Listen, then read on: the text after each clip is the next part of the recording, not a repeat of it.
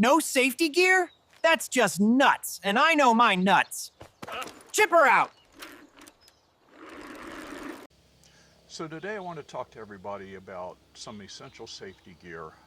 This is a subject that I really don't see much discussion on the forums or on YouTube.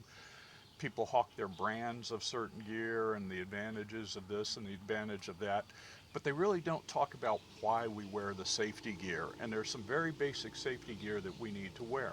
Now, I'm coming to you as a former volunteer firefighter and paramedic. I've been a volunteer firefighter since 1976, was a paramedic and an EMT in the city. So I've seen a lot of trauma due to motorcycles, due to bicycles, all kinds of auto accidents and so on and so forth. But primarily, I've seen a lot of trauma on motorcycles, and I'm a motorcycle rider myself. I've ridden vintage Triumphs since I was a teenager. So I still ride, but I wear full protective gear. And in the motorcycle world, they say dress for the slide, not the ride. And that's very true. You may look nerdy, you may look uncomfortable, be a little bit uncomfortable, but you know what? There's an old saying that it's better to be seen than to be viewed. So think about that a minute. It's better to be seen than to be viewed. I've seen so many bicycle accidents and so many motorcycle accidents where people would have just walked away from it had they been wearing a helmet. I remember running in one motorcycle accident where the guy was a full-blown head trauma and he was basically going to die, and he eventually did pass away. And it was all head trauma, and his helmet was strapped to the back of his motorcycle. Completely needless, completely preventable. So I urge you as bicycle riders, especially e-bikes, because e-bikes go faster than normal bikes. And we're tempted to push the limit. I'm like Ricky Bobby, I like to go fast. You know, that's just the nature of the game. So we need to dress for that. We need to make sure that we're wearing the proper gear. So we want to ride smart and we want to protect ourselves, okay? So let's get into this. I'm going to use a little presentation because if I don't, I'll get sidetracked, go down some rabbit hole, and I'll forget everything. So we're going to go through this. So accidents do happen. Even with experienced riders, accidents do happen. You could just slip and fall from getting on and off your bike. Believe me, I've done that a couple times, so I know. And having all this gear helps to reduce those injuries, even minor injuries, because they suck.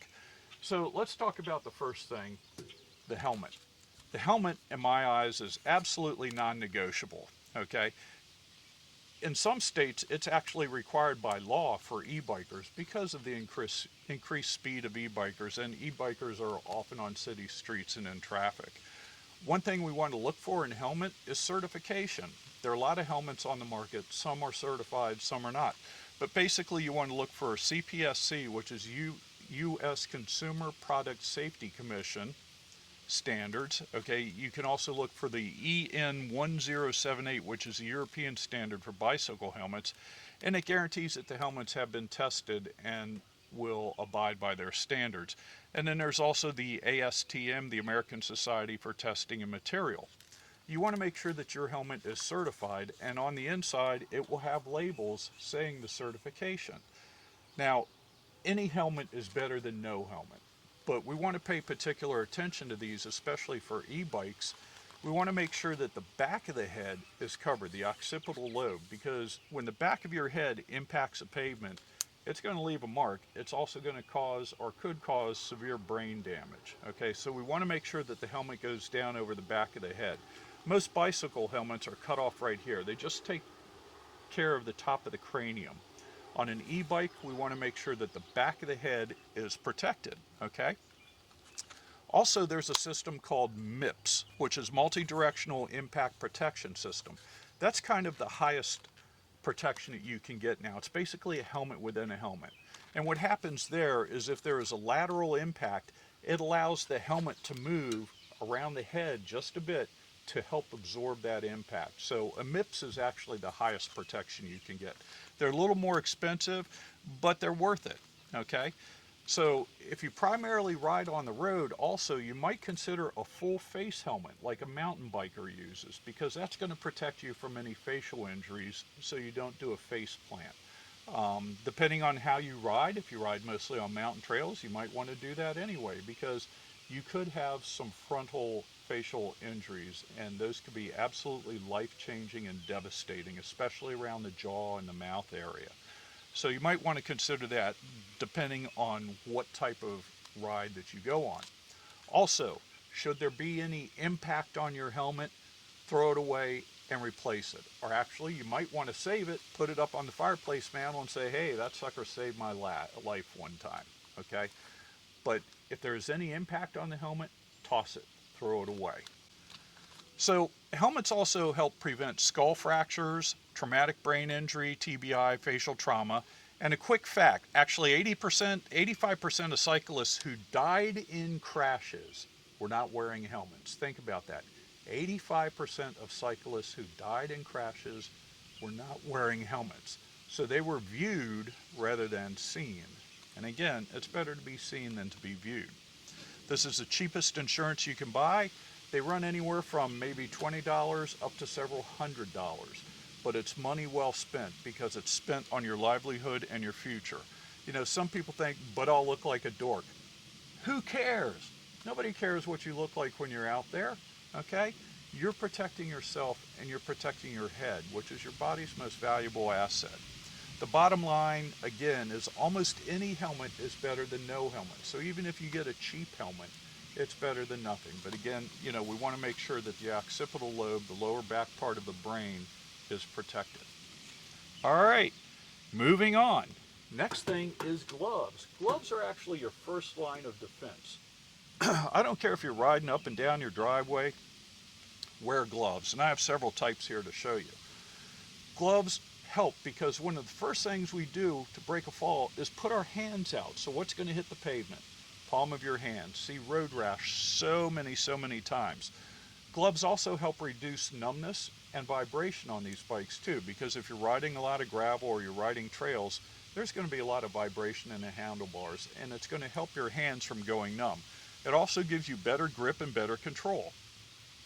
When you choose a set of gloves, you want to choose a set of gloves that are padded on the palms, and they're breathable. They're lightweight, especially for summer use and the type of weather that most people ride in. Now, you can get some heavy leather gloves like for motorcycles, but on a hot day, I can guarantee you they're going to be really uncomfortable. These are gloves we got on Amazon. We love them because they have gel leather bottoms, and they're protective and they're extremely comfortable. I'll leave the link in the comments below. Okay.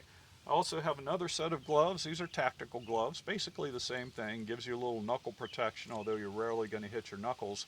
It's primarily the palm, and these have leather pads on the palm. It's your palms that are going to get the impact first. And those of you who have wiped out or who have fallen over on your bike, you know exactly what I mean, because you probably had road rash and some gravel embedded in your palms.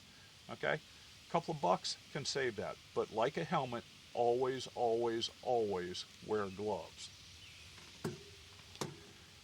All right, moving on. Let's talk about eye protection. Eye protection is something that a lot of people overlook. You're going down the road, you're going 10, 15, 20 or more miles an hour. You want to protect your eyes because your eyes can get hit by dust particles, they can get hit by bugs, so on and so forth. And also it helps you with UV protection, with sunlight protection. Even if you wear clear eye protection, make sure it has UV blocking on it because that's going to help protect your eyes. Your eyes are something that are very delicate and it cannot be replaced, okay? So we want to protect them. I have two types here. Now I wear prescription glasses, so I have to wear eyewear that are fit overs, like so.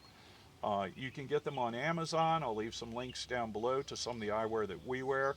This particular set has flip up, which is nice because we ride some rail trails where there's tunnels, so going through the tunnel I can just flip it up. Or if I'm working on my cameras or something like that, I can flip it up. So these are very nice. We also have this pair too, which are not fit overs. These are for my wife, but they're also eye protection. They're safety glasses. They're polycarbonate lenses. You don't want glass lenses. They're safety compliant, and they also have UV protection. Also for nighttime riding or riding in fog or bad weather, you might want to consider yellow lenses too, because yellow lenses will help increase the contrast. So just something to think about, but always protect your eyes. All right, moving along, let's move to the high visibility clothing, and I'm not talking about the spandex that we see so many of the non-e-bikers wear out there. You want to be seen. Drivers nowadays are extremely distracted. They're either texting on their phone, they're rocking out the tunes in their car, their mind is somewhere else, and the last thing they think about is a bicyclist on the road. So we want to make sure that we stand out. And again, who cares if you look like a nerd or a construction worker? Nobody cares as long as you're seen. Remember, you want to be seen, not viewed. So some of the things that we wear when we're out, if we're on the road or if we're on where there's going to be some traffic, is we wear high visibility clothing. These shirts, pretty simple, just got them at Walmart. Wear a safety vest. Safety vests are nice during the summer. They're nice and cool and ventilated. You can pick these up at Harbor Freight, Amazon, places like that. You always, always, always want to have something on you that's high visibility. If you ride a lot at night, you want to make sure that they have reflective strips and you can be easily seen. And also, if you get a vest, you should get something that's sized enough that you can put it over a sweatshirt or a jacket, whatever you might be wearing that day for riding. So let's talk about visibility day versus night. Most crashes, again, happen because the drivers do not see the cyclists, okay? We want to make sure that we're seen, so if you have headlights, tail lights on your bike, and you're riding on the street, keep them on at all times. It's like daylight running lights on cars, or you notice motorcyclists always have their headlights on, or should always have their headlights on. You want to be seen to someone who is distracted. And as part of that, also, you can get one of these little jobs, which I absolutely love. This thing is bright and it has several different flashing methods, and it will hook onto either your pack, your helmet, or your seat, okay? And these things, they're a little pricey. They're about 40 to 60 bucks, but it's well worth it because it captures the driver's attention. Now, we live in rural Pennsylvania. There are a lot of Amish and Mennonites up here. They ride bicycles all the time, and every time I see them, they have one of these on and they are seen. In fact, the way that I found this, I stopped a local Amish boy and asked him where he got it, and he got it at a local bike shop. But you can also get them on Amazon, and we'll leave some of the links below. Highly recommend this for the back of your bike. If you're riding during the nighttime or you're riding streets during the daytime, get one for the front of your bike as well. Again, you want to be seen. So there's some optional gear that is not required but is recommended, again, depending on the type of driving you are riding that you do. You might want to consider elbow and knee pads, especially for kids, or if you're doing any off-road mountain trails, because you might take a spill, you might hit some sand or mud, something like that, and go down. So you can actually get riding pants. You can get some very lightweight motorcycle riding pants, which have built-in knee and thigh protection. You might want to consider that. Also, proper footwear. You always want to wear good footwear when you're on a bike. You never want to wear flip-flops. You never want to wear sandals. Anything open-toed, Crocs, stuff like that, you don't want to wear. You want to wear sneakers or something like that that's going to take an impact or help you if you have to put your foot down, and it's going to stay on your foot when your foot hits the pavement. So wear substantial footwear. Again, no flip-flops, no open-toed sandals, okay? Also might want to consider a rear view mirror. Always have a rear view mirror on your bike, especially if you're doing road riding. You want to be able to see what's coming up behind you, and they even have high-tech stuff like you have a rear view looking camera, which some of those actually have recording devices in them, which is great just in case there is an accident. But you want to be able to see what's behind you. You can also get the little clip-on mirrors that go onto your glasses or your sunglasses. You want to be able to see what's coming up behind you. Brake lights. If you don't have a brake light on your bike or on your helmet, consider getting one because, again, it helps drivers behind you. And if you're riding with other cyclists, like I ride with my wife, I like to know when she's stopping. She likes to know when I'm stopping, either to check something out or because there's an issue. So get a brake light on your bike. Bell or a horn, you should always have a bell or a horn. If you ride on the street, get a horn that's as loud as you can afford and carry on your bike, okay? Just in case a car is coming your way and you need them to get out of the way or they don't see you or whatever.